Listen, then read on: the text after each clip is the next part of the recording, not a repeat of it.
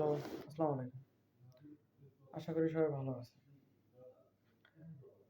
আ এর পরেরটা হলো প্লেটো ও এরিস্টটলের রাষ্ট্র দর্শনের তুলনা। রাষ্ট্রবিজ্ঞানের ইতিহাসে ২ দিকপাল বলে পরিচিত প্লেটো ও এরিস্টটল। একজন রাষ্ট্রবিজ্ঞানের জনক, আরেকজন তার শিক্ষক তথা রাষ্ট্র দার্শনিকদের শিক্ষক। রাষ্ট্রদর্শনে এই দুজনেই অবদান এত বেশি যে স্বল্প পরিসরে আলোচনা করে শেষ করা অসম্ভব। এই দুজনের কীর্তি নিয়ে তুলনামূলক আলোচনা করাটা অত্যন্ত দুরূহ ব্যাপার। যা হোক, তুলনামূলক আলোচনা করতে গেলে যে বিষয় দুটি সাদৃশ্য এবং বৈসাদৃশ্য উভয় নিয়ে আলোচনা করতে হয়।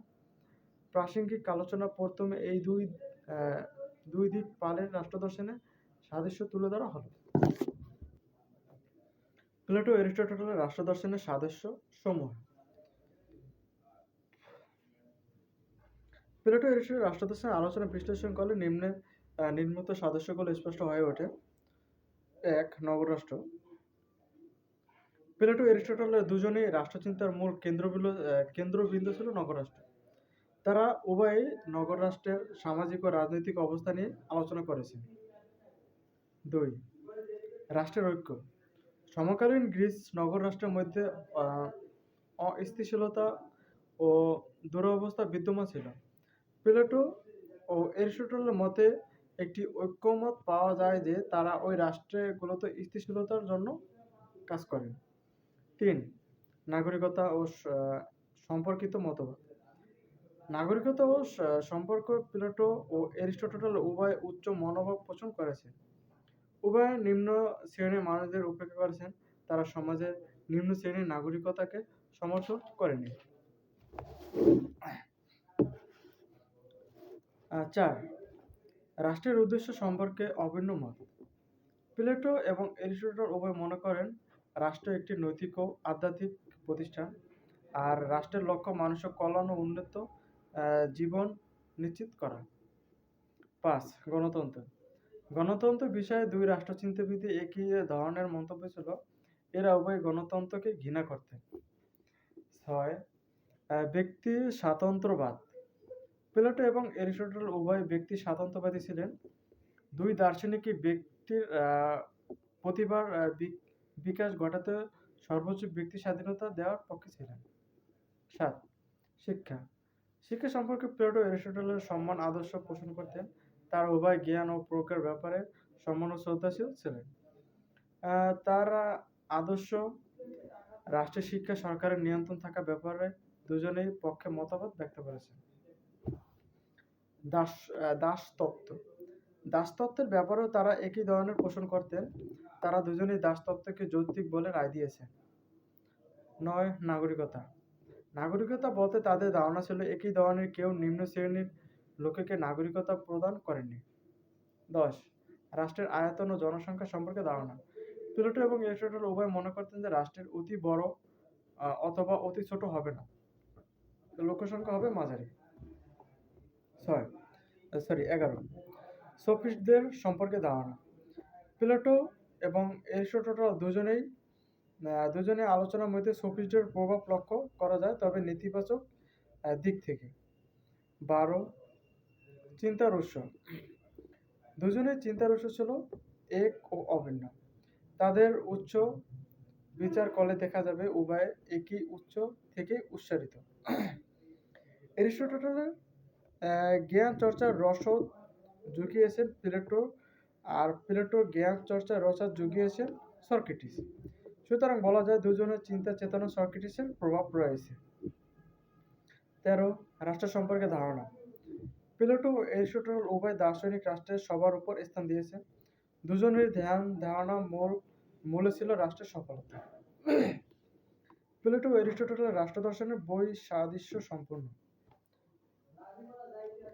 প্লেটো ও এরিস্টটলের রাষ্ট্র দর্শনের আলোচনা ও বিশ্লেষণ নিম্নে বই সাদৃশ্য রাষ্ট্রবিজ্ঞানের চোখে ফুটে উঠেছে। ১. জন্ম ও কার্যক্ষেত্র। এরিস্টটল মধ্যবিত্ত পরিবারে জন্মেছিলেন। জন্ম ও কার্যক্ষেত্র। এরিস্টটল মধ্য পরিবারে জন্মগ্রহণ করেন। ব্যক্তিগত জীবনে পরিবারের প্রধান ছিলেন, আর কার্যকর ক্ষেত্রে অর্থাৎ পেশাগত ক্ষেত্রে একজন সক্রিয় প্রশাসক ছিলেন। অপরপক্ষে প্লেটো অভিজাত বংশে জন্মগ্রহণ করেন। তিনি ব্যক্তিগত জীবনে সংযমী ও শ্রদ্ধাচারী জ্ঞানের অধিকার ছিলেন। 2. দৃষ্টিভঙ্গি ও মূল্যবোধ। অ্যারিস্টটল ছিলেন একজন চিকিৎসকের সন্তান, তাই ছোটবেলা থেকেই জীবন বিজ্ঞানের প্রতি তার ঝোঁক ছিল বেশি। তার দৃষ্টিভঙ্গি জীবন বিজ্ঞানের গণিতে আবদ্ধ ছিল। পক্ষান্তরে প্লেটো গণিতের প্রতি অনুরাগী ছিলেন, যার কারণে তাদের মধ্যে মূলভূত দৃষ্টিভঙ্গির পার্থক্য দেখা যায়। 3. ভাববাদী ও বাস্তববাদী। প্লেটো ছিলেন একজন ভাববাদী দার্শনিক, আর অ্যারিস্টটল ছিলেন বাস্তববাদী দার্শনিক। 4. পদ্ধতি। রাষ্ট্র দর্শনের চর্চার ক্ষেত্রে প্লেটো যে সকল পদ্ধতি অনুসরণ করতেন সেগুলো হলো অবরোহ পদ্ধতি, উপমা বা অলঙ্কার প্রয়োগ, কল্পনা আশ্রয় গ্রহণ, কথোপকথন পদ্ধতি ইত্যাদি। পক্ষান্তরে পারিবারিকভাবে অ্যারিস্টটল শৈশব থেকেই বিজ্ঞান ও বৈজ্ঞানিক পদ্ধতির প্রতি আকৃষ্ট হন। এই কারণে প্রতিটি বিষয় তার বিজ্ঞানসম্মত উপায়ে আলোচনা করার প্রবণতা লক্ষ্য করা যায়। বাস্তব অভিজ্ঞতার ব্যক্তিত্ব যে কোনো বিষয় বিশ্লেষণ ও পরীক্ষণ করে গ্রহণ করতেন। অ্যারিস্টটল এভাবেই বিচার বিশ্লেষণ করাকে অভিজ্ঞতামূলক পদ্ধতি বলে, যা যুক্তিবিদ্যার ভাষায় পণ্ডিতগণ আরোহী বলেন। 5. আইনের শাসন। প্লেটো ও অ্যারিস্টটল উভয় আইনের শাসনে গুরুত্ব দিয়েছেন, কিন্তু উভয় ক্ষেত্রে আলাদা। প্লেটো রাষ্ট্রের শাসন ক্ষমতার ভার দার্শনিক রাজাদের হাতে ন্যস্ত করেছেন। অপরদিকে অ্যারিস্টটল রাষ্ট্রের সার্বভৌমত্ব ব্যক্তির হাতে ন্যস্ত না করে আইনের হাতে অর্পণ করেছেন। অর্থাৎ আইনের সার্বভৌমত্বের মধ্যে পার্থক্য দেখিয়েছেন দুজনই। 6. শ্রেণী সমর্থন। অভিজাততন্ত্রের প্রতি সমর্থন ছিল প্লেটোর। তিনি দারিদ্র অর্থাৎ উৎপাদক শ্রেণী। 6. শ্রেণী সমর্থন। অভিজাততন্ত্রের প্রতি সমর্থন ছিল প্লেটোর। তিনি দারিদ্র অর্থাৎ উৎপাদক শ্রেণীর প্রতি সমর্থন করেননি। পক্ষান্তরে অ্যারিস্টটল ধারণা শ্রেণী বৈষম্য ছিল না, আর তাই সর্বোত্তম বাস্তবসম্মত রাষ্ট্র ব্যবস্থা শ্রেণী সমর্থন কোনো সুযোগের ধারণা দেননি। 7. বিপ্লব তত্ত্ব। প্লেটো বিপ্লব সম্পর্কে কিছুই বলেননি।